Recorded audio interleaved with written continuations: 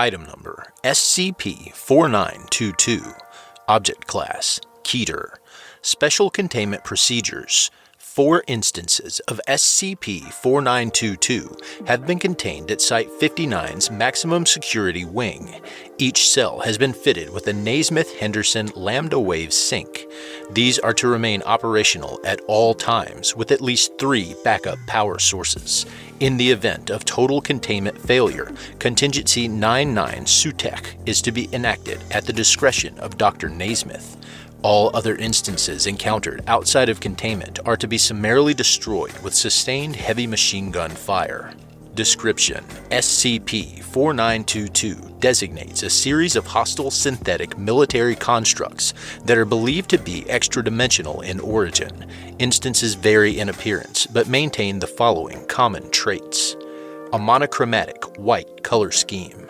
Primary composition is of an as-of-yet unidentified ballistics-grade material that bears the characteristics of steel, plastic, and felt. Speech capabilities. An insignia of 3 crescent moons. In addition, the majority of SCP-4922 instances encountered have possessed non-functional eyes, limbs, and other design features. The most common design of SCP-4922 is that of a humanoid soldier, 1.5 meters in height, with exaggerated facial features. SCP-4922 instances currently in containment. Number SCP-4922-5. Description: Beaked humanoid entity, 3 meters in height, wears body armor, answers to the name Bigger Bird. Status: Contained. Number SCP-4922-17. Description: Humanoid entity, 1.5 meters in height, wears body armor, answers to the name Phil. Status: Contained. Number SCP-4922-20. Description: Quadrupedal equine entity, 2 meters in height, answers to the name Boss Hoss. Status: Contained. Number SCP-4922-47. Description: Humanoid entity identical to SCP-4922-17, answers to the name Felipe, speaks English in an exaggerated stereotypical French accent. Status: Contained. Number SCP-4922-4. Description: Small, vaguely humanoid entity, 1 meter in height, unarmored, answers to the name Wilkins. A resemblance to a commercial character of the same name has been noted. Status: 4922 clearance required. The whimsical designs, combined with the fact that the drone's manners of speech have individual personalities and dialects, gives the impression that SCP-4922 is some manner of weaponized puppet. This is believed to be an aesthetic design choice, as it serves no functional purpose in combat. Instances of SCP-4922 display extraordinary combat abilities, hidden bladed weapons, high-energy plasma weapon systems, and proficiency with firearms and unarmed combat, as well as a regenerative factor from damage taken in battle. Sustained heavy machine gun fire is the only known method of terminating SCP-4922. In addition, instances can be rendered temporarily immobile through the inhibition of nearby lambda waves. SCP-4922 is most often encountered in populated areas, carrying out extrajudicial termination of, as labeled by SCP-4922-17, Class M damnation candidates. Confirmed deaths caused by SCP-4922 have included, but are not limited to, Chaos Insurgency operatives, serial rapists, leaders in the neo-Nazi community and similar organizations, members of the now-defunct GOI 24174, Daughters of Bogal Mountain, members of the now-defunct Brazen Heart, at least 15 male Okapi, Okapia Johnstoni. It is believed that SCP-4922 operates as a force of assassins under the same extra-dimensional authority as SCP-2578, SCP-3922, and other objects with the same 3-crescent insignia. 4. 4922 clearance required. Encryption key accepted.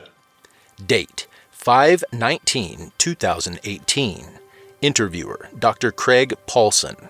Interviewed SCP-4922-4. Begin log.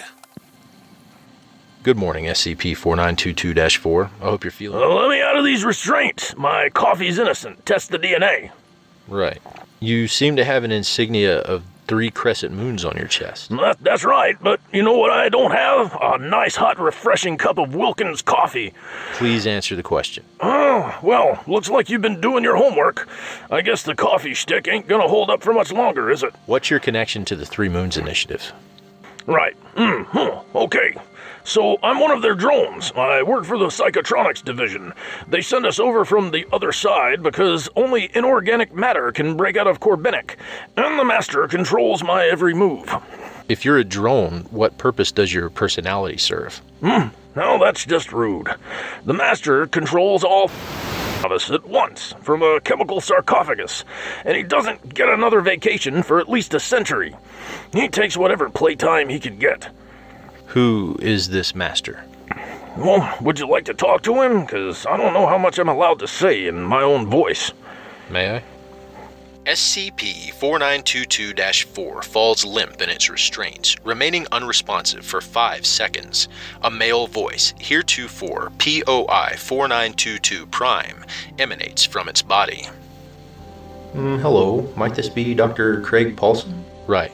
To whom am I speaking?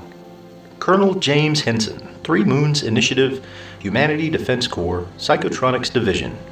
You are watched, you are protected, you are loved, yada yada, at your service. Wait, Henson, as in Jim? Well, only the pinko from 2N goes by Jim.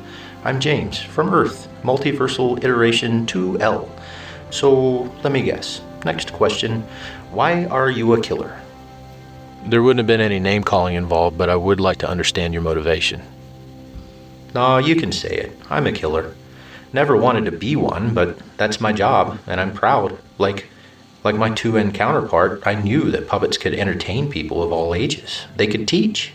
Then, well, back in '89, the whole Earth was going to go up in flames and some alien invasion, so the Lotus took our planet into the Corbinic, Second Harvesting War. Sir? What, do you think you're going to hear a detailed play-by-play of the worst 40 years of my life? It's been 573 years, but it's still too goddamn soon. Jalakara knows my mind's only a fraction of what it was from the acid. Perhaps just the cliff notes. Well, a 10,000-meter-tall witch queen ate me with a fistful of other humans and digested me and shat me out with the rest and told me to come back again sometime when I got some better seasoning. You can call it Corbinic all you want, but it's hell and, well, everybody, good, bad, whatever, goes to the same hell. 3 Moons are the only people looking out for the little guy and all the sand and blood and teeth. I wanted to help them do that, and, well, if helping them means helping their divine intervention and secret police BS, then okay, so be it.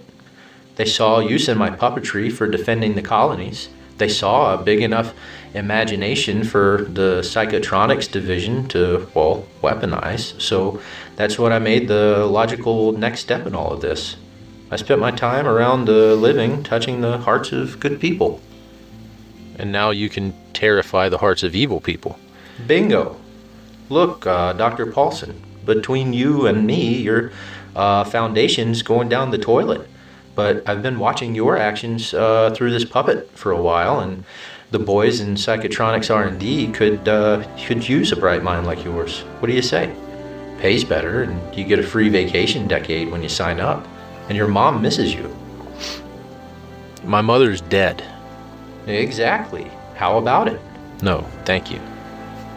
Well, you're still not convinced, huh? Well, how about I take you on a tour of the place? SCP-4922 Prime self-destructs, killing Dr. Paulson in the explosion. End log. If you like this podcast, subscribe and share it with the community. You can find it on iTunes, Spotify, and Google Podcasts under Kelsey Narrates. You can listen early, get episode updates, exclusive access to podcast production logs, and other behind-the-scenes content for as little as $3 a month through patreon.com/Kelsey Narrates. Credit to the original author, Dave You Fool. Content relating to the SCP Foundation, including the SCP Foundation logo, is licensed under Creative Commons Sharealike 3.0, and all concepts originate from www.scpwiki.com and its authors. This recording, being derived from this content, is hereby also released under Creative Commons Sharealike 3.0.